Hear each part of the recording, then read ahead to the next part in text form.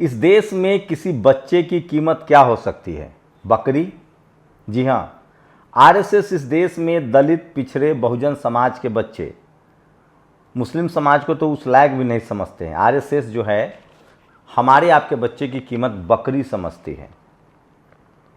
राजस्थान के झालावाड़ में बच्चे मर गए थे, 4 बच्चे, याद है आपको?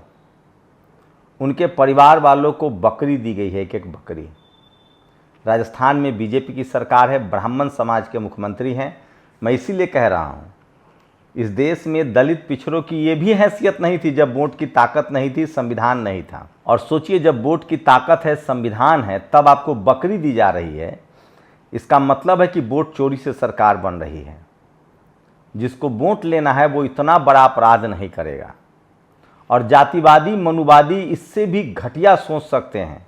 ये बकरी के लिए सिर्फ मुख्यमंत्री जिम्मेदार नहीं है, आरएसएस जिम्मेदार नहीं है।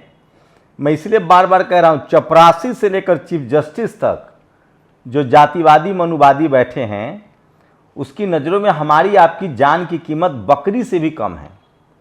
40 करोड़ लोग बकरी से भी बदतर जिंदगी जी रहे हैं इस देश में। वो कौन लोग हैं?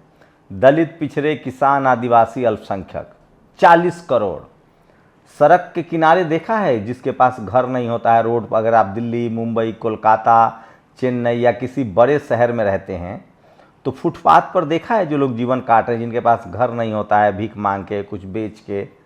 न घर है, न ज़मीन है, न पढ़ाई लिखाई, न स्कूल, न अस्पताल, न दवाई। वो सब इस देश के दलित, पिछड़े, किसान, आदिवासी, अल्पसंख्यक हैं। उसके बाद 80 करोड़ लोग ऐसे हैं जिनकी कीमत बकरी लगाई जा रही है, जिनके पास एक अदद घर तो है, रोजी रोटी के लिए वो सस्ता मजदूर हैं, जिनके लिए बीजेपी ने गुजरात में कहा है कि 12 घंटे काम करना पड़ेगा, महाराष्ट्र में कह रहे हैं कि 10 घंटे काम करना पड़ेगा। और किसी सरकारी गलती से आप मर गए 80 करोड़ लोगों में से, तो कुछ ना मिले और हो सकता है कि आपकी कीमत बकरी से लगा दी जाए, बकरी दे दी जाए। और कुंभ में मर जाए तो पहचानने से भी इनकार कर दिया जाए। आप भगदड़ में मर जाइए, आप भले हिंदू हों, धार्मिक हों, आप भगदड़ में मर जाइए, आप कुंभ में मर जाइए, आप रेल से कट के मर जाइए, आपकी जीवन की कोई जिम्मेदारी नहीं है। हाँ, ज़्यादा हो हल्ला मचेगा, सोशल मीडिया का दौर है, तो आपको बकरी थमा दिया जाएगा। राजस्थान का मुख्यमंत्री बकरी समझता है बहुजन समाज को, आरएसएस बकरी समझता है। सोचिए, सोशल मीडिया का दौर है, सब बात करने लगे हैं, उसके बाद भी हमारी और आपकी हैसियत क्या है? बकरी। सोचिए, 4 मासूम बच्चे की मौत हो गई, सरकार की गलती से ये मौत हुई है, और उसके बदले में मुआवजा क्या दिया जा रहा है? आपको बकरी। आप समझ सकते हैं? क्या आप जानते हैं झालावाड़ में 4 आदिवासी बच्चों की मौत पर भजनलाल सरकार ने मुआवजे में 4 बकरियां बांटी है। क्या हमारी ज़िंदगी की कीमत इतनी सस्ती है? ट्राइबल आर्मी ने पूछा है। हंसराज मीना लिखते हैं, माननीय मुख्यमंत्री भजनलाल शर्मा जी, झालावाड़ के सरकारी स्कूल में 4 मासूम आदिवासी बच्चों की मौत पर सरकार द्वारा बकरियां बांटकर की गई तथाकथित सहायता ने पूरे आदिवासी समाज को गहरा आहत और अपमानित किया। आदिवासी नहीं मीना जी, इस देश के 90% लोगों की भावना को समझिए, यही उनकी हैसियत है। ये फैसला न केवल अमानवीय है बल्कि आपकी सरकार की जातिवादी मानसिकता को भी उजागर करता है, जो आज़ादी के 75 साल बाद भी आदिवासियों को बराबरी का नागरिक मानने से इनकार करती है। जब प्रभावशाली और तथाकथित ऊंची जाति के परिवारों पर कोई संकट आता है तो करोड़ों की आर्थिक सहायता, नौकरी और सम्मानजनक पैकेज तुरंत घोषित कर दिए जाते हैं। लेकिन आदिवासी बच्चों की जान चली गई पर बकरियां बांटना इस बात का सबूत है कि आपकी सरकार हमारे समुदाय को अब भी नीचा समझती है। मुख्यमंत्री जी, यह केवल एक प्रशासनिक विफलता नहीं बल्कि आदिवासी समाज की गरिमा पर सीधा हमला है और हम इसे स्वीकार नहीं करेंगे। सोचिए, यूपी में इनकाउंटर हुआ था, एप्पल में नौकरी करने वाले एक ब्राह्मण समाज के युवा का। नौकरी मिली, करोड़ों रुपए मिला। निर्भया गैंग रेप हुआ था, वो भी ब्राह्मण समाज की महिला थी, कांग्रेस की सरकार थी। बेटा पायलट बना, दिल्ली में करोड़ों की संपत्ति मिलनी चाहिए। लेकिन सोचिए, जब दलित, पिछड़ा, किसान, आदिवासी, अल्पसंख्यक मर जाता है तो कुछ नहीं मिलता। दिखावे के लिए 4 बकरियां बांध दी गई हैं। वैसे भी रोज रेप होता है, रोज बच्चे मरते हैं, रोज लोगों की हत्याएं होती हैं, बकरियां भी नहीं दी जाती है। और इसकी वजह क्या है जानते हैं? क्योंकि हम जातियों में बंटे हैं, जो बाबा साहब ने हमें संविधान में SC ST OBC किसान अल्पसंख्यक कहा था, हम जातियों में बटे हैं और कुछ जो समझदार लोग हैं वो एक दूसरे की टांग खींचते हैं। दलित पिछड़ों के नेता, इसलिए राजेंद्र प्रसाद सिंह कहते हैं कि एक दूसरे की टांग खींचना मानवीय स्वभाव नहीं है, पिछड़े समाज का स्वभाव है। हमारे लोग दलित पिछड़े किसान आदिवासी अल्पसंख्यक अपने ही दलित पिछड़े किसान आदिवासी अल्पसंख्यक को गाली देते हैं। किसी को कांग्रेसी कहेंगे, किसी को भाजपाई कहेंगे, लेकिन जो इस देश में सवर्ण समाज है वो किसी पार्टी में रहे, सब एक दूसरे से मिलते हैं, एक दूसरे के लिए मदद का हाथ बढ़ाते हैं। वो समाज के तौर पे एकजुट हैं। हम जातियों में बटे हैं, पार्टियों में बटे हैं, हम एकजुट नहीं है अपने मुद्दे पर। तो हमें कोई बकरी भी पकड़ा के चला जाएगा, क्या करेंगे? और उसके बाद इस देश के जो 15 करोड़ व्हाइट कॉलर लोग हैं वो इस पर बोलने के लिए ही तैयार नहीं है। मैं क्या बोलूँ? कुछ और प्रतिक्रियाएं जो लोग दे रहे हैं मेरे हिसाब से जानना जरूरी है। मैं भजन लाल को सीधा सीधा पाखंडी अनपढ़ आदमी समझता था, लेकिन आज पता चला वह बहुत गिरा हुआ जातिवादी आदमी भी है। झालावाड़ स्कूल हादसे में 4 मासूम आदिवासी बच्चों की मौत पर उनकी सरकार ने पीड़ित परिवार को आर्थिक मदद, नौकरी देने की बजाय 4 बकरियां बांटकर पूरी आदिवासी समाज का अपमान किया है। तो सोचिए, ये है RSS, ये RSS की सरकार है। कल एक पत्रकार है ब्राह्मण समाज का, उसने लिखा कि 100 साल बाद RSS के प्रधानमंत्री, RSS के राष्ट्रपति, RSS के उपराष्ट्रपति, और ये सारे के सारे संघी हैं। सोचिए, वो आदिवासी नहीं हैं, वो पिछड़े नहीं हैं। इस देश में RSS की विचारधारा, जब तक आप बाबा साहब की विचारधारा पर नहीं चलेंगे, फूले, पेरियार, अंबेडकर, रविदास, कबीर, संत गाडगे, इनकी विचारधारा पर नहीं चलेंगे, जब तक जगदेव बाबू, रामस्वरूप वर्मा, सोनेलाल पटेल, मान्यवर कांसी राम साहब, मायावती जी, लालू यादव, मुलायम सिंह यादव की विचारधारा पर जो नहीं चलेंगे, तो आप संघी हैं और एक संघी मुख्यमंत्री आपको बकरी ही देगा। बस मेरी कोशिश है कि आप लोग को सारी बात बताई जाए। कन्हैया लाल को 1 करोड़, साथ में परिवार को पक्की नौकरी, क्योंकि वोट बैंक बढ़ रहा था। लेकिन झालावाड़ में 7 मासूमों की जान की कीमत सिर्फ 5 बकरियां, क्योंकि वहाँ आदिवासी गरीब का बेटा तो धर्म और 5 किलो फ्री अनाज पर पक्का है। आप कल्पना कर सकते हैं कि किस तरह की खबर है और मैं कैसे इसका विश्लेषण करूं, मुझे खुद समझ में नहीं आ रहा है। पर्ची सरकार अपनी बकरियों को ले सकती है। झालावाड़ हादसे के शिकार दलित आदिवासी समुदाय के मासूम बच्चों के परिजनों को बकरियां नहीं बल्कि न्याय और उचित मुआवजा दें। इनकलाब जिंदाबाद। सरकार की फेलियर से स्कूल खराब होता है। स्कूल में बच्चे, दलित पिछड़ों के बच्चे दबकर मर जाते हैं और बदले में आपको बकरियां दी जाती हैं। देश के इतिहास में दूसरी बार बकरियों के साथ धरना चल रहा है।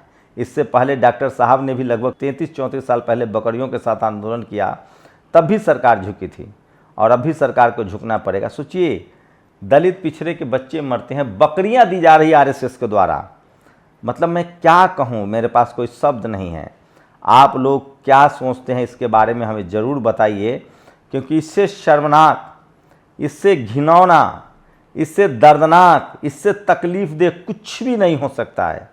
मेरे पास शब्द नहीं है। पर्ची सरकार बनी बकरी सरकार। सोचिए, 4 मासूम आदिवासी दलित बच्चे मारे गए, उनके मुआवजे में बकरी दी जा रही है। 21वीं सदी में सोशल मीडिया का दौर है। बहुजन समाज के लोग जब जागरूक हैं तब भी उनको बकरियां दी जा रही है। आप कल्पना कर सकते हैं। मैं इसलिए कह रहा हूँ, झालावाड़ हादसे के शिकार दलित और आदिवासी बच्चों के परिवारजनों के साथ इस सरकार ने मुआवजे के नाम पर 4-4 बकरियां दी हैं। सबकी सवर्ण समुदाय के लोगों को 1 करोड़ और 50 लाख मुआवजा दिया जाता है। आखिर ये जातिगत भेदभाव क्यों? बस आप लोग मुझे बताइए, ये किस तरह का न्याय है, किस तरह का मुआवजा है, और क्या इस सरकार को बने रहने का हक है? क्या उस मुख्यमंत्री को बने रहने का हक है? और क्या इस देश का दलित, पिछड़ा, किसान, आदिवासी अब भी इस सरकार को वोट देगा?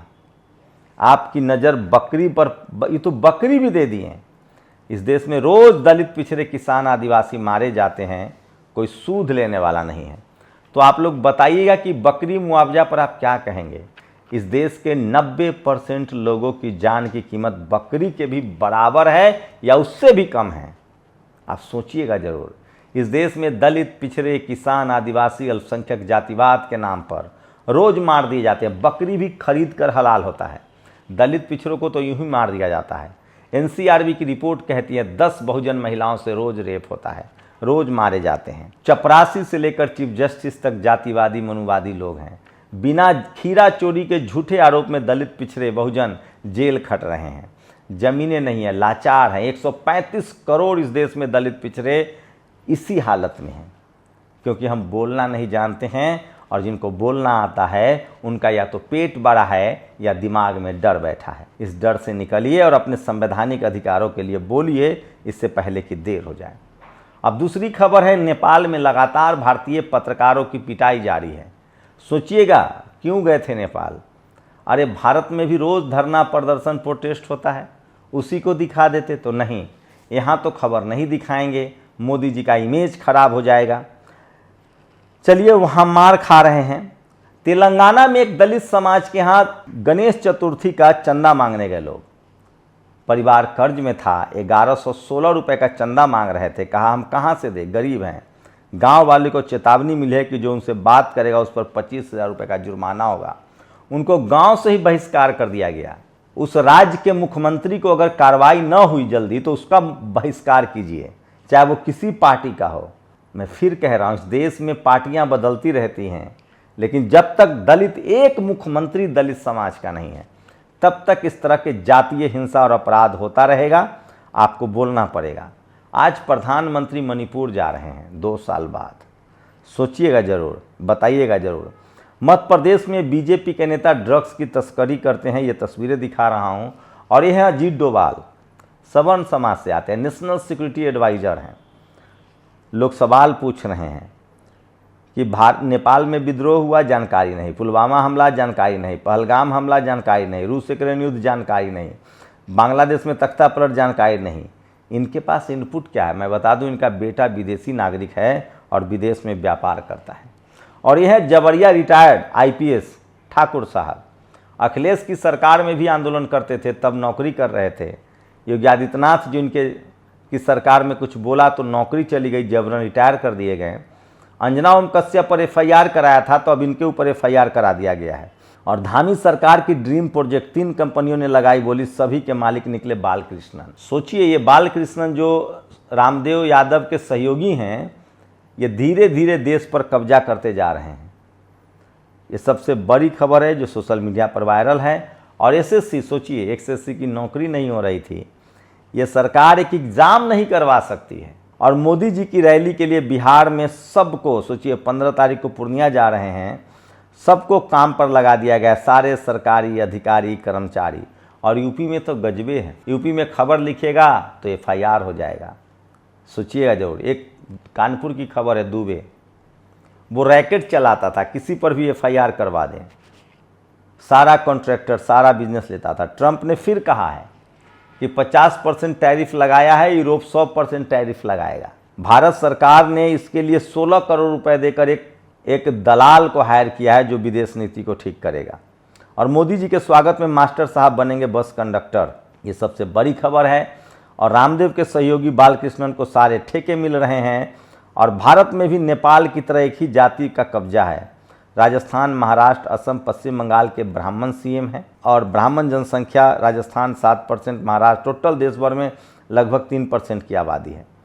और BSP सुप्रीमो मायावती ने एक बड़ी बात कही, उन्होंने एक बड़ा हमला बोला है जातिवादी मनुवादी साधुओं पर। जैसा कि विदित है कि आए दिन सुर्खियों में बने रहने हेतु विवादित बयानबाजी करने वाले कुछ साधु संतों को परम पूज्य बाबा साहेब डॉक्टर भीमराव अम्बेडकर के भारतीय संविधान के निर्माण में रहे उनके अतुल्य योगदान के बारे में सही जानकारी नहीं होने के कारण इनके बारे में कोई भी गलत बयानबाजी आदि करने के बजाय यदि चुप रहे तो उचित होगा। साथ ही बाबा साहेब के अनुयायी मनुस्मृति का विरोध क्यों करते हैं, उसे भी इनके अपने जातिवादी द्वेष की भावना को त्याग कर जरूर समझना चाहिए। इसके साथ साथ इन्हें यह भी मालूम होना चाहिए कि बाबा साहेब महान विद्वान व्यक्तित्व थे। इस मामले में कोई भी टीका टिप्पणी करने वाले साधु संत उनकी विद्वता के मामले में कुछ भी नहीं है। अतः इस बारे में कुछ भी कहने से पहले जरूर सोचना चाहिए, यही नेक सलाह है। तो BSP सुप्रीमो मायावती ने बहुत ही सधे अंदाज में ये जो बाबा हैं कर्मकांडी अंधविश्वासी बाबा, उनको करारा जवाब दिया है। और मोदी के मणिपुर से पहले उनके पोस्टर और होर्डिंग्स को जला दिया गया है। मध्य प्रदेश के रायसेन में बहुजन समाज के युवा पर नीला गमछा रखने के लिए मारपीट की गई है। यूनाइटेड नेशन में भारत ने फिलिस्तीन के पक्ष में बयान दिया है, भक्तों को जलेगी। यही भारत का सही स्टैंड है और यही भारत की विदेश नीति है। यूपी कानपुर के माफिया अखिलेश दुबे का करीबी इंस्पेक्टर सभाजित मिश्रा गिरफ्तार। मोइनुद्दीन आसिफ जाह की 300 करोड़ रुपए की प्रॉपर्टी अखिलेश दुबे ने कब्जा कर ली। सोचिए, एक मुस्लिम की 300 करोड़ की प्रॉपर्टी अखिलेश दुबे ने कब्जा कर ली। इंस्पेक्टर सभाजित का इसमें मुख्य रोल था। अखिलेश दुबे जेल में है, उसके सहयोगी कई पुलिसकर्मी सस्पेंड हो चुके हैं। पूरा ये दुबे, अखिलेश दुबे कानपुर में रैकेट चलाता था और 300 करोड़ की संपत्ति जमा करता था। ये जातिवादी मनुवादी गुंडा चपरासी से लेकर चीफ जस्टिस तक, जब एक ही जाति के लोग बैठे रहेंगे तो इसी तरह से मनोबल बढ़ता है। और हमने खून और पानी एक साथ न बहने की बात कही थी, क्रिकेट का नहीं। ये है बीजेपी के पूर्व सांसद, जब उनसे पूछा गया कि पाकिस्तान के साथ क्रिकेट क्यों खेल रहे हो, अरे कह देते कि अमित शाह के बेटे का मामला है और 2 महीने में जमानत देनी पड़ेगी। सुप्रीम कोर्ट ने बड़ा आदेश दिया है लोअर कोर्ट को, और झांसी के थानेदार साहब का जलवा देखिए। तो सोचिए, तमाम खबरें हैं। और इंस्पेक्टर राज, सोचिए, गवाही के लिए कोर्ट आए दरोगा को लॉकअप में बंद कर दिया। एक जज मोहित अग्रवाल की कोर्ट ने इंस्पेक्टर राजेश को अतिरिक्त मतलब आधा घंटा लेट पहुंचे तो कोर्ट में बंद कर दिया। सोचिए कि ये लोग सालों साल न्याय नहीं देते हैं। कानपुर के अखिलेश दुबे मामले के जांच के लिए बनी एसआईटी ने इंस्पेक्टर सभाजित मिश्रा को गिरफ्तार किया है। कल पूरे दिन चली पूछताछ के बाद इंस्पेक्टर को रात में गिरफ्तार किया गया है। इस गिरफ्तार होते इंस्पेक्टर जोर जोर से चिल्लाकर रोने लगे कि बड़े अधिकारियों को पकड़िए जिनके आदेश का अनुपालन किया था। वो विंडो सीटी वाले शर्मा जी तक भी जांच जल्दी पहुंचेगी। सोचिए किस तरह का नेक्सस था। रेप का केस, कब्जा किया जाता था, 300 करोड़ की संपत्ति कब्जा कर लिया गया है। तो ये सबसे बड़ी खबर है जो सोशल मीडिया पर वायरल है और सोशल मीडिया ही सच्चा। सोचिए, मध्य प्रदेश में 27% पिछड़ा वर्ग आरक्षण के फैसले के विरोध में उतरे ब्राह्मण संगठन। क्या कहेंगे आप, ये जातिवाद नहीं है। और बीजेपी का यूपी का एक ब्राह्मण विधायक साफ कह रहा है कि मुझे तनख्वाह मिलती है और मैं 10% कमीशन भी लेता हूं। और गौरव भाटिया नंगे टेलीविजन पर आ गए। ये सबसे ज़्यादा सोशल मीडिया पर वायरल है और एक खुरपेंच है। ये अपने आप को आंदोलनकारी कहता था, ये घोर मनुवादी है और ये जातिवाद इसको नहीं दिखता। ये भ्रष्टाचार का झूठा नारा देता है। भ्रष्टाचार, इस देश में जो सबसे बड़ा भ्रष्टाचार है वो जातिवाद है। जाति के नाम पर भ्रष्टाचार है, जाति के नाम पर बैंक लूट है, जाति के नाम पर न्याय है, जाति के नाम पर टीवी अखबार मीडिया ब्यूरोक्रेसी है। खुरपेंच, जातिवाद से बड़ा इस देश में कोई बीमारी ही नहीं है। जातिवाद ठीक हो जाएगा तो सारी समस्याएं ठीक हो जाएंगी। और रीवा में एक किसान का सिर्फ इतना गुनाह था कि उसने खाद की बोरी ली, भाजपा के राज में उसे दौड़ा कर पीटा गया। और संजय सिंह ने गंभीर आरोप लगाए हैं कि जम्मू कश्मीर में बीजेपी के ज़्यादातर नेता या तो गुंडे थे या आतंकवादी थे। ये सबसे बड़ी खबर है। और दिल्ली विधायक मंगोलपुरी राजकुमार चौहान ने कहा कि अगर मेरे उद्घाटन में नहीं आओगे तो सबके दुकान जो है वो नुचवा दूंगा। और अर्नब के पत्रकार की जमकर पिटाई हुई है। और ये मैडम है जो अपने आप को तानिया मित्तल, जो धार्मिक कहती थी, ये कहती थी कि मेरा घर 5 स्टार से भरा है। पता चला है कि ये तानिया मित्तल फेंकने में दुग्गल साहब को भी पीछे छोड़ दिया है। पता चला है कि इनका 1 फ्लोर किराए पर रहती हैं, ग्वालियर की हैं। तो जवान चलाने में और झूठ बोलने में इन लोगों का कोई सानी नहीं है। काश बहुजन समाज भी इसी तरह से जवान चला रहा होता। और नेपाल में लगातार पत्रकारों की जमकर कुटाई हो रही है, ठोकाई हो रही है। क्यों गए थे? अरे अपने देश में इतना धरना प्रदर्शन होता है, दिखाते नहीं हो और विदेश चले जाते हो। शुक्रिया। नेशनल दस्तक की आपसे गुजारिश है कि अगर इसको बचाना चाहते हैं तो नेशनल दस्तक को सब्सक्राइब करने के लिए रेड कलर के सब्सक्राइब बटन को दबाएं, फिर बेल आइकन की घंटी दबाएं। नेशनल दस्तक को बचाने के लिए बहुत जरूरी है कि हर खबर को शेयर करें, लाइक करें, कमेंट जरूर करें।